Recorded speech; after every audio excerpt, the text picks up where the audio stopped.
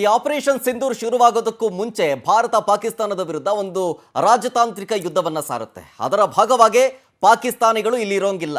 Visa ಮೇಲೆ ಯಾವುದೇ visa ಮೇಲೆ ಬಂದಿದ್ರು ಖಾಲಿ ಮಾಡಬೇಕು ಅಂತ. ಹಂಗಿದ್ರು ಈಗ ನೋಡಿ, ಹುಬ್ಳಿ ಧಾರವಾಡ ಅವಳಿ ನಗರಕ್ಕೆ ಮತ್ತೊಮ್ಮೆ ಈಗ ಪಾಕಿಸ್ತಾನಿಗಳು ಕಾಲಿಟ್ಟಿದ್ದಾರಾ ಹೀಗನ್ನೋ ಪ್ರಶ್ನೆ ಅನುಮಾನ ಉದ್ಭವಿಸ್ತಾ ಇದೆ. ಕಾರಣ ಏನು ಗೊತ್ತಾ? ಅನುಮಾನಾಸ್ಪದ ವ್ಯಕ್ತಿಗಳು ಓಡಾಡ್ತಾ ಇದ್ದಾರೆ ಅಂತ ಶಾಸಕರು ಪತ್ರವನ್ನ ಬರೆದಿದ್ದಾರೆ. ಕಮಿಷನರ್ ಎನ್ ಶಶಿಕುಮಾರ್ಗೆ ಪತ್ರವನ್ನ ಬರೆದಿರುವುದು ಶಾಸಕ ಅರವಿಂದ್ ಬೆಲ್ಲದ್ ಅವರು. ನಗರದ ಮಸೀದಿಗಳಲ್ಲಿ ಅಪರಿಚಿತ ವ್ಯಕ್ತಿಗಳು ಓಡಾಟ ಸಿಕ್ಕಾಪಟ್ಟೆ ಜಾಸ್ತಿ ಆಗಿದೆ ಇತ್ತೀಚೆಗೆ. ಅವರು ಸ್ಥಳೀಯರಲ್ಲ ಅನ್ನುವಂಥ ಸಂಶಯ ಇದೆ ಅಂತೇಳಿ ಪತ್ರದಲ್ಲಿ ಉಲ್ಲೇಖ ಮಾಡಿದ್ದಾರೆ. ಸೊ ಕೂಡಲೇ ಪೊಲೀಸ್ ಆಯುಕ್ತರು ಕ್ರಮ ತೆಗೆದುಕೊಳ್ಬೇಕು ಅಂತ ಮನವಿ ಮಾಡ್ಕೊಳ್ತಾ ಇದ್ದಾರೆ. ಅಪರಿಚಿತರಾಗಿರಲಿ ಅಥವಾ ಯಾವುದೇ ಹೊಸ ಮುಖ ಆಗಿರಲಿ, ಆ ವ್ಯಕ್ತಿಗಳೇನಾದರೂ ಕಂಡ್ರೆ ವಿಚಾರಣೆಗೆ ಬೆಲ್ಲದ್ ಆಗ್ರಹಿಸ್ತಾ ಇದ್ದಾರೆ. ನಗರದಲ್ಲಿ ಭಯದ ವಾತಾವರಣ ಆಬ್ವಿಯಸ್ಲಿ ನಿರ್ಮಾಣವಾಗುತ್ತೆ ಇಫ್ ಇನ್ ಕೇಸ್ ಈ ತರ ಏನಾದರೂ ದೃಶ್ಯಗಳು ಕಂಡು ಬಂದಂಥ ಸಂದರ್ಭದಲ್ಲಿ ಅಂತ ಅರವಿಂದ್ ಬೆಲ್ಲದ್ ಅವರು ಒಂದು ಪತ್ರವನ್ನು ಬರೆದಿರೋದು ಅದೇ ಕಾರಣಕ್ಕೆ. ಪಾಕಿಸ್ತಾನದವರು ಹೊರಡಬೇಕು ದೇಶ ಬಿಟ್ಟು ಅಂತ ಹೇಳಿತ್ತು ಈಗಾಗಲೇ.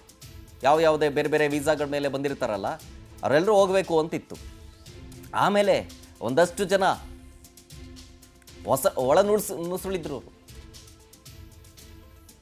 ಅಂಥವ್ರನ್ನ ಪತ್ತೆ ಹಚ್ಚುವಂಥ ಕೆಲಸ ಕಾರ್ಯಗಳು ಆಗ್ತಾ ಇದೆ ನಮ್ಮ ಸೇನಾ ಕಡೆಯಿಂದ. ಅದರ ಭಾಗವಾಗಿ ನೋಡಿ, ಹುಬ್ಳಿ ಧಾರವಾಡ ನಗರದಲ್ಲೂ ಕೂಡ ಅಷ್ಟೇ ಸಂಶಯಾಸ್ಪದವಾಗಿ ಒಂದಷ್ಟು ಜನ ವ್ಯಕ್ತಿಗಳು ಓಡಾಡ್ತಾ ಇದ್ದಾರೆ. ಮಸೀದಿ ಕಡೆ ಓಡಾಡ್ತಾ ಇದ್ದಾರೆ. ಹೊಸ ಮುಖಗಳು ಅಲ್ಲಲ್ಲಿ ಕಾಣಿಸ್ತಾ ಇದ್ದಾವೆ. ಸೊ ದಯವಿಟ್ಟು ಇದ್ರ ಬಗ್ಗೆ ಗಮನ ಹರಿಸಿ. ಅಪರಿಚಿತ ಆಗಿರ್ಬೋದು, ಹೊಸ ಮುಖ ಆಗಿರ್ಬೋದು ಕಂಡು ಬಂದರೆ ದಯವಿಟ್ಟು ಪೊಲೀಸರಿಗೂ ತಿಳಿಸಿ ಅಂತೇಳಿ ಸಾರ್ವಜನಿಕರಿಗೂ ಮನವಿ ಮಾಡಿಕೊಳ್ಳಲಾಗ್ತಾ ಇದೆ.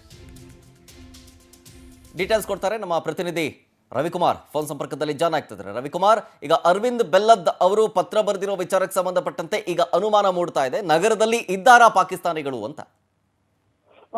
ನಿಜಕ್ಕೂ ಕೂಡ ಇಂತಹದೊಂದು ಪ್ರಶ್ನೆಯನ್ನ ಹುಬ್ಬಳ್ಳಿ ಧಾರವಾಡ ಪಶ್ಚಿಮ ವಿಧಾನಸಭಾ ಕ್ಷೇತ್ರದ ಶಾಸಕರಾಗಿರುವಂತಹ ಅರವಿಂದ್ ಬೆಲ್ಲದ್ ಅವರು ಪೊಲೀಸರಿಗೆ ಕೇಳಿದ್ದಾರೆ. ಈ ಒಂದು ವಿಚಾರ ಕುರಿತಂತೆ ಕೂಡ ನೀವು ಪತ್ತೆ ಮಾಡಿ, ಈ ಒಂದು ವಿಚಾರ ಕುರಿತಂತೆ ಕೂಡ ನೀವು ಪರಿಶೀಲನೆ ಮಾಡಿ ಎಂದು ಪತ್ರವನ್ನ ಮತ್ತು ಗೃಹ ಸಚಿವರಿಗೆ ಮತ್ತು ಪೊಲೀಸ್ ಕಮಿಷನರ್ಗೆ ಪತ್ರ ಬರೆದಿದ್ದಾರೆ. ಆದ್ರೆ ಪತ್ರ ಬರೆದು ಒಂದು ವಾರಗಳ ಆದರೂ ಸಹಿತ ಪೊಲೀಸ್ ಇಲಾಖೆ ಈವರೆಗೆ ಕೂಡ ಈ ಒಂದು ವಿಚಾರ ಕುರಿತಂತೆ ಅರವಿಂದ್ ಬೆಲ್ಲದ್ ಅವರಿಗೆ ಮಾಹಿತಿ ನೀಡಿಲ್ಲ. ಅರವಿಂದ್ ಬೆಲ್ಲದ್ ಅವರಿಗೆ ಸ್ಥಳೀಯ ನಿವಾಸಿಗಳು ಧಾರವಾಡದಲ್ಲಿ ಅತಿ ಹೆಚ್ಚು ಪ್ರಮಾಣದಲ್ಲಿ ಧಾರವಾಡದಲ್ಲಿ ಮತ್ತು ಹುಬ್ಬಳ್ಳಿಯ ಕೊಳಚೆ ಪ್ರದೇಶಗಳಲ್ಲಿ ಈ ಒಂದು ಬೇರೆ ಬೇರೆ ನೀತಿ ಅಂತ, ಅದರಲ್ಲೂ ವಿಶೇಷವಾಗಿ ಪಾಕಿಸ್ತಾನದ ಕೆಲ ಜನರು ಓಡಾಡ್ತಾ ಇದ್ದಾರೆ ಎಂಬ ಒಂದು ಮಾಹಿತಿಯನ್ನ ಸಾರ್ವಜನಿಕರು ಖುದ್ದಾಗಿ ಅರವಿಂದ್ ಬೆಲ್ಲದ್ ಅವರಿಗೆ ನೀಡಿದ್ದಾರೆ.